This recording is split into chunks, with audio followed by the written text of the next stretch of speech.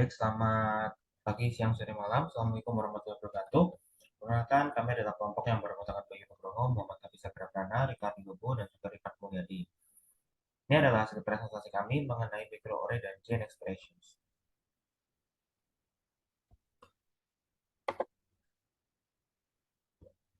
Nah, ini adalah konten dari presentasi kami pada kali ini, yaitu pendahuluan, microarray, chain expression, dan juga kesimpulan. Pada latar belakang, bioinformatika lebih diketahui secara luas sebagai sebuah algoritma atau program yang digunakan untuk menginterpretasikan data biologis ya menjadi informasi yang mudah untuk dipahami. Ini ada banyak sekali cara-cara data-data biologis yang dapat diteliti. Salah satunya berhubungan dengan gen atau urutan gen dari setiap makhluk hidup. Dengan adanya bioinformatik ini, melalui urutan rangkaian kode gen tersebut dapat dibentuk dan dianalisa yang kemudian dapat dengan mudah diinterpretasikan secara biologis. Salah satunya adalah bentuk pohon filogenetik dan juga dalam hal microarray.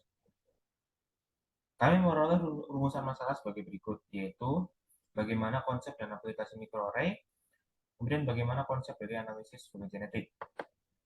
Sehingga tujuannya adalah mengetahui konsep dan aplikasi microarray, serta mengetahui dan memahami analisis filogenetik. Pembahasan mengenai microarray.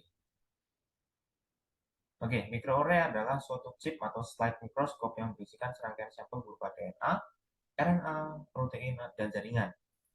Chip gen dari microarray terbentuk dari suatu silikon atau kaca, di mana bahan genetik akan ditempatkan dan memiliki struktur seperti grid. Setiap spot yang mengandung rangkaian nukleotid tunggal yang berbeda yang disebut sebagai probe, dan setiap spot akan mempunyai jutaan salinan probe.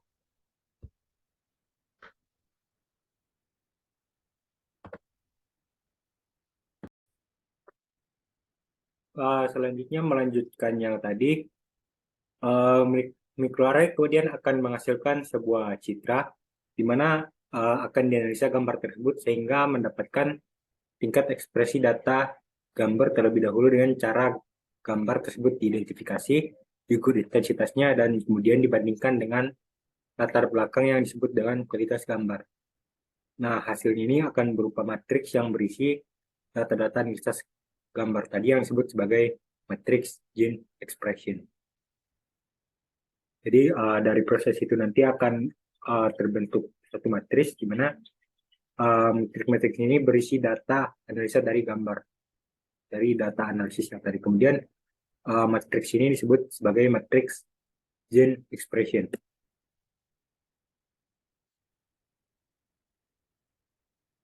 Nah, dalam microarray ini terdapat dua jenis microarray yang berdasarkan pada jumlah gen yang dimasukkan pada setiap chip, yaitu one channel microarray dan two channel microarray.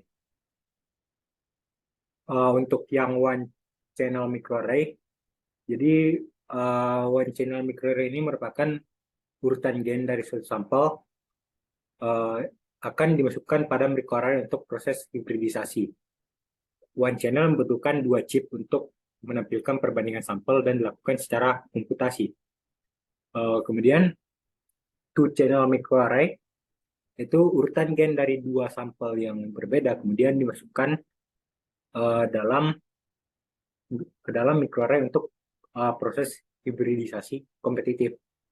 Nah, jenis ini diberi warna neon yang berbeda, yaitu warna hijau C3 dan kemudian merah itu C5. Jenis ini membutuhkan satu chip untuk menampilkan perbandingan suatu sampel. Jadi perbedaannya ada pada jumlah sampel. Jadi one channel itu menggunakan satu sampel, kemudian two channel menggunakan dua sampel. Sedangkan untuk one channel ini menggunakan dua chip, sedangkan two channel hanya membutuhkan satu chip untuk menampilkan perbandingan sampel. Nah, kemudian untuk microarray ini sendiri punya dua pendekatan. Yang pertama yaitu cDNA array, atau disebut juga dual channel atau microarray dengan dua warna mRNA dari dua sampel biologis yang berbeda. yang kemudian ditranskripsi ulang menjadi cDNA dan diberi warna label hijau C3 dan atau merah C5. Kemudian yang pendekatan kedua yaitu oligonucleotide array, yaitu suatu platform yang digunakan untuk mengukur gene expression yang memiliki kepadatan tinggi. Susunan chip silikon itu mengandung prop dari untayan oligonucleotide yang pendek yang terdiri atas 11-20 pasang oligonucleotide yang masing-masing ini memiliki panjang 25 pasang basah. Nah, metodologi dalam proses analisis aplikasi mikro ini terbagi atas single nucleotide polymerase microarray atau SNP, kemudian chromatin immune precipitation on gene chip, chip on chip, dan terakhir itu komparatif genomic. Selanjutnya adalah Affymetric. Affymetric ini merupakan salah satu jenis dari one channel microarray. Nah, Affymetric gene chip merupakan chip yang hanya memiliki satu target untuk dimasukkan ke dalam chipnya. Nah, bisa dilihat pada gambar di bawah. Ini merupakan salah satu contoh dari gen chip Affymetric.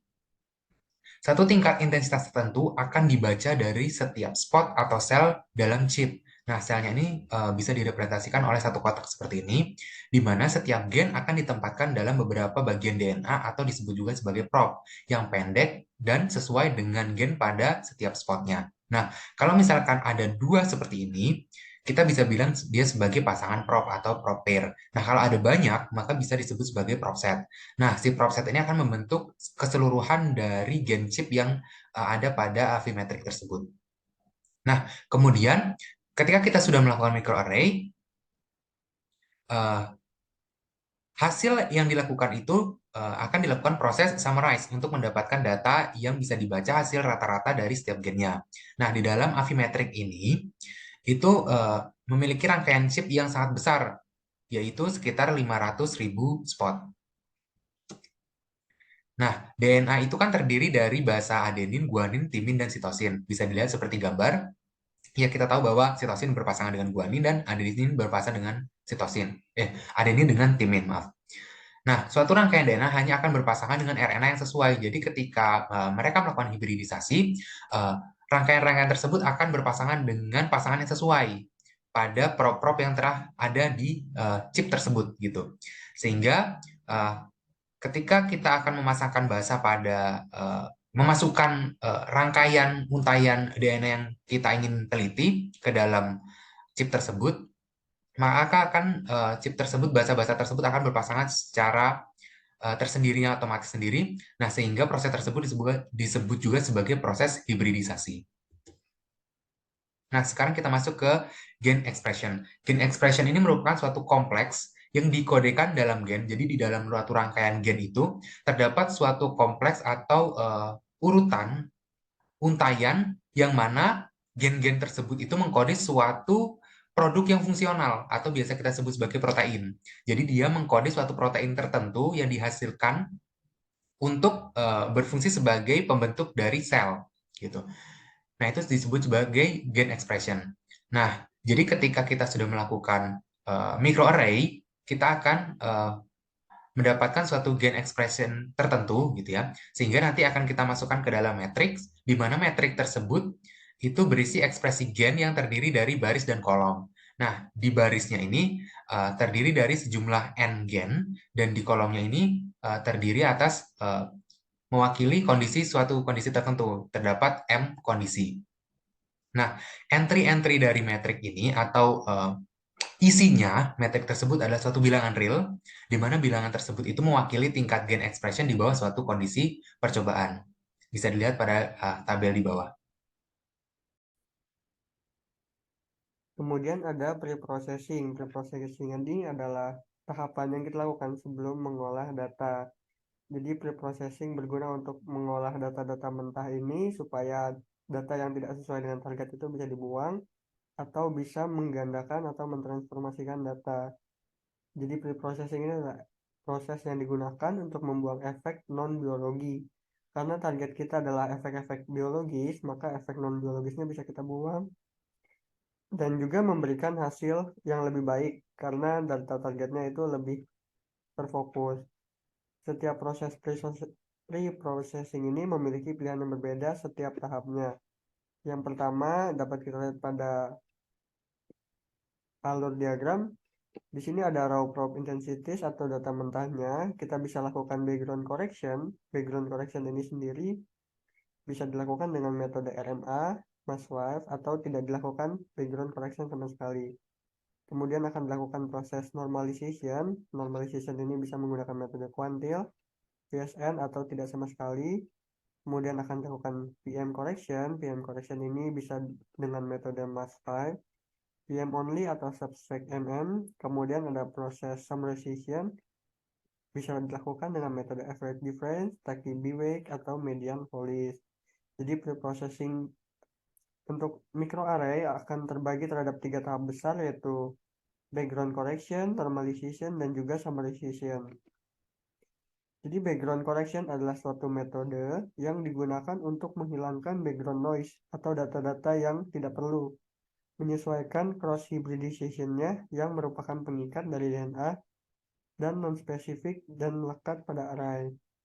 Yang kedua, normalization ini adalah suatu proses yang digunakan untuk menghilangkan variansi non-biologis yang tidak diinginkan dan mungkin ada pada microarray. Dan yang ketiga, summarization adalah suatu proses penggabungan beberapa intensitas probe menjadi probe set yang nantinya akan menghasilkan nilai ekspresi. Selanjutnya ada data filtering yang merupakan suatu proses yang digunakan untuk mengurangi jumlah gen dan meningkatkan kekuatan dalam suatu analisis. Jadi data filtering ini berguna untuk memilih data-data mana saja yang akan digunakan untuk diolah. Ketika jumlah gen sangat banyak dan proporsi tingkat gen expressionnya sangat rendah, ini bisa mengakibatkan akurasi yang buruk. Oleh karena itu, filtering bekerja dengan cara mendeteksi variansi, mendeteksi rata-rata sinyal gen atau mass detection call sehingga bisa ditentukan data-data mana saja yang akan digunakan. Berikutnya ada kesimpulan. Terdapat beberapa kesimpulan yang dapat kita tarik dari pembahasan di atas. Microarray merupakan suatu teknologi atau algoritma terkini dalam dunia biologi molekuler yang dapat membantu para peneliti menentukan struktur dan fungsi berbagai macam gen yang ada pada makhluk hidup, tidak terkecuali itu pada manusia. Microarray ini juga biasa disebut sebagai chip DNA atau biochip, yaitu sekumpulan struktur urutan asam nukleat setiap makhluk hidup. Gen chip ini mengandung komplementer dari si DNA yang dapat berupa urutan komplementer dari gen target atau berupa oligonukleotida. Microarray bertujuan untuk mempermudah dalam menganalisa ekspresi gen dan dapat menganalisa mutasi pada suatu gen tertentu. Kiranya sekian dari kelompok kami. Terima kasih.